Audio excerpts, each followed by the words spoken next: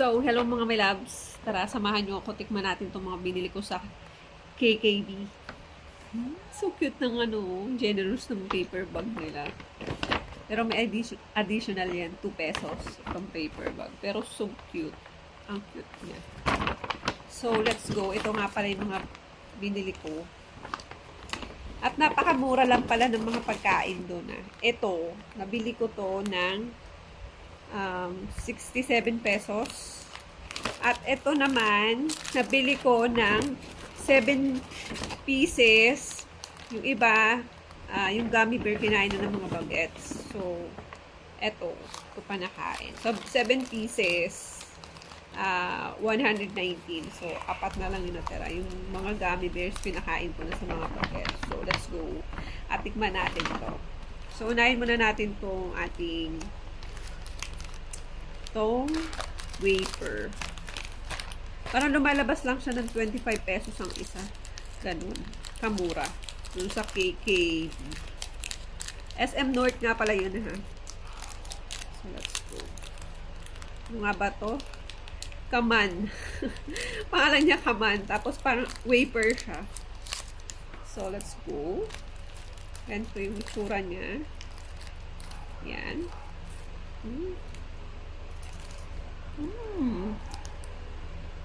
Ang sarap.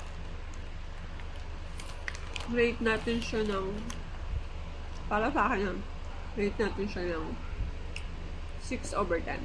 Pwede na. Gusto ka. So, let's go. Tikman naman natin yung chocolate flavor.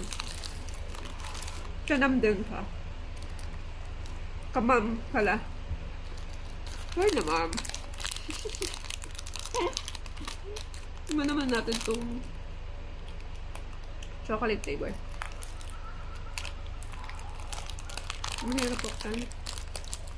Natamad ako maghanap ng gunting.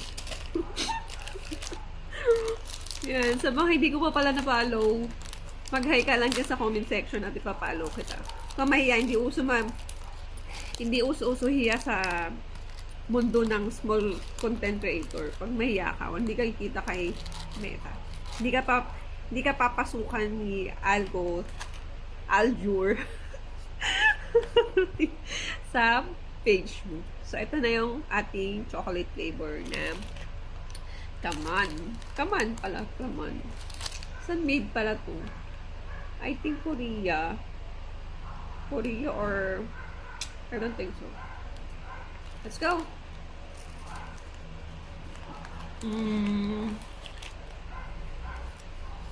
Ang sarap din.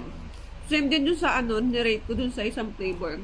Dito sa ano ba ito? Caramel siguro to. Okay din. Para sa akin. Kasi may mga wafer na pag tinikman mo, hanapin mo, papawaw ka talaga eh. Pero ito, okay na lang. Wala siyang wow factor naman. So, ito naman tikman natin. Ang cute ng packaging nyo. Sa Pokemon siya. Ito kulala kung sino to eh. Bulls. Ano ba to? Basta yun na yun. Hindi ko mabanggit sa bibig ko. So, para siyang Pringles. Tapos, ang bango niya. Puso yung shape niya. Heart.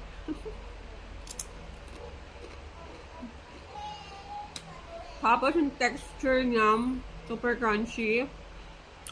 Tapos yung lasa niya, matitikman mo parang yung mga nilalagay sa mga pagkain ng Arabo. Mga ganon. Kasi ganito yung mga lasa nung natikman ko sa Saudi. Nandun pa ako. Ganito yung pampalasa nila.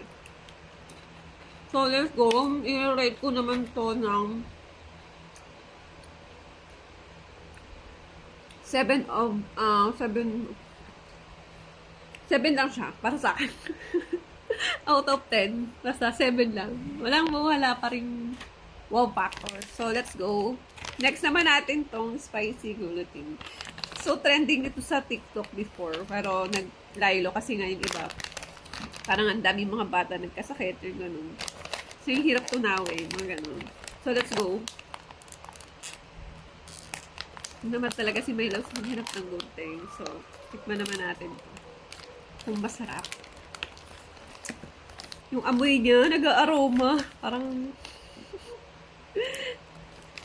sana hindi siya katulad din sa TikTok na nabibilin. Parang mumurahin.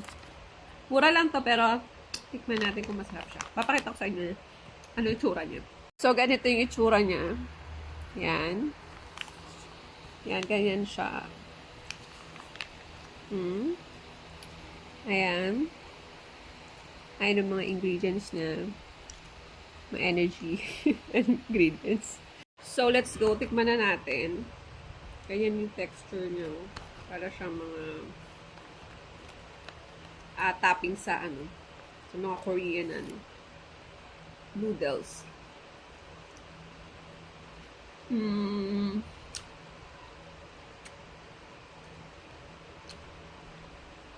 sarap. Hindi siya katulad ng mga lasa na nabibili natin mumurahin sa TikTok. Parang lasang goma. Ito, napakasarap. Swear. Bibigyan ko siya ng rate ng 10/10. Masarap siya. So, bibili ulit ako nito sa KKB. So, yan. Ganun tayo, di ba, pag nagustuhan natin. Basahin natin lahat ng ingredients, saan binili. Ganun tayo, di ba? Kasi ganun tayo ng ganun. Mga bahay din natin pag nagustuhan natin yung pagkain. So, let's go. Gusto kong ubos pero ayaw ko. Ayaw mo naman. Masarap kumain, pero dapat limit lang. Ay, tsaka, baka tumaba tayo. So, let's go. Ito naman, binakalas. Mukhang anghang niya. Nalalawag. Napapalaway ako. Hindi ko alam paano basahin niya kasi nga ganyan yung sulat-sulat niya. Mukha lang akong Chinese, pero hindi ako Chinese. So, pure Pilipina ako. Pilipina yung nanay ko. Pilipino ang tatay ko. So, I'm proud to be a Filipino. I'm a Filipina. So, eto na. Hindi ko siya paano basahin. Fairy Aura daw. Lexisi Fairy Aura Spicy Shrimp. So, hindi ko siya mabasa yung ibang words dito kasi nga hindi naman ako taga kanilang bansa. So, let's go na. Huwag na tayo magpa-keme-keme at buksan na natin to. Huwag naman pansinin niya kasi ito paso yan ng plancha. Alam naman, bilang nanay, hindi natin maiwasan yung plancha, talsik ng mantika. So, ito ipapakita ko sa inyo anong itsura niya. Ganyan siya. Then, hindi mo mababasa kanya kasi hindi naman tayo taga ron. So, ganyan yung itsura niya. So, let's go na at itry na natin to. Ilang piraso to? 1, 2, 3, 4, 5, 6, 7. So, 7 pieces. So, ganito siya kalaki. Nalalaway ako sa amoy. Sobrang, parang anghang niya. So, let's go.